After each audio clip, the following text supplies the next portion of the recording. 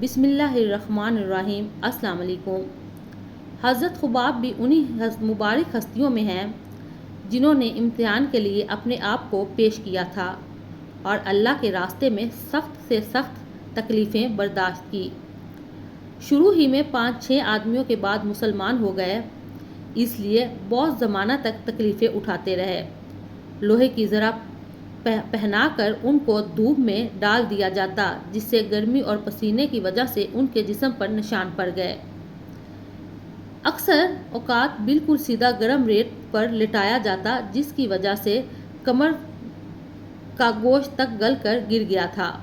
یہ ایک عورت کے غلام تھے اور اس کو خبر پہنچی کہ یہ حضور اقدس صلی اللہ علیہ وآلہ وسلم سے ملتے ہیں، تو اس نے اس کی سزا میں لوہے کو گرم کر کے ان کے سر کو داغ دیتی تھی۔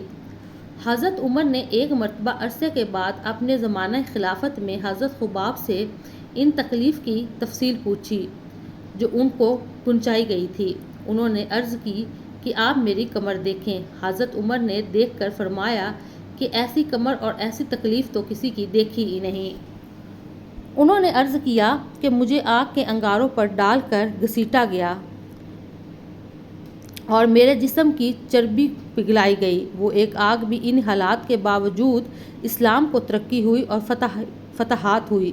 دروازہ کھلا تو اسی پر رویا کرتے تھے کہ خدا نخواستہ ہماری تکلیف کا بدلہ کہیں دنیا ہی میں تو نہیں مل گیا۔ حضرت خباب کہتے ہیں کہ ایک مرتبہ حضور اقدس صلی اللہ علیہ وآلہ وسلم نے خلاف عادت بہت ہی لمبی نماز پڑھی۔ صحابہ نے اس کے متعلق عرض کیا تو حضور نے ارشاد فرمایا کہ یہ رغبت اور ڈر کی نماز تھی۔ میں نے اللہ تعالیٰ سے 3 دعائیں کی تھی، 2 ان میں سے قبول ہوئی اور ایک کو انکار فرما دیا۔ میں نے یہ دعا کی کہ میری ساری امت قحط سے ہلاک نہ ہو، یہ دعا بھی میری قبول ہو گئی۔ دوسری یہ دعا کی کہ ان پر کوئی ایسا دشمن مسلط نہ ہو جو ان کو بالکل مٹا دے، یہ دعا بھی میری قبول ہو گئی۔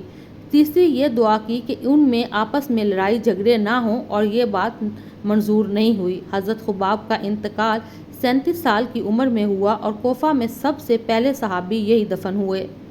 ان کے انتقال کے بعد حضرت علی کرم اللہ وجہہ کا گزار کی قبر پر ہوا تو ارشاد فرمایا، اللہ ارباب پر رحم فرمائے۔ اپنی رغبت سے مسلمان ہوا اور خوشی سے ہجرت کی اور جہاد نہیں، زندگی گزار دی اور مصیبتیں برداشت کی۔ مبارک ہے وہ شخص جو قیامت کو یاد رکھے اور حساب کتاب کی تیاری کرے اور گزارے کے قابل مال پر قناعت کرے اور اپنے مولا کو راضی کرے۔ ان حقیقت میں مولا کو راضی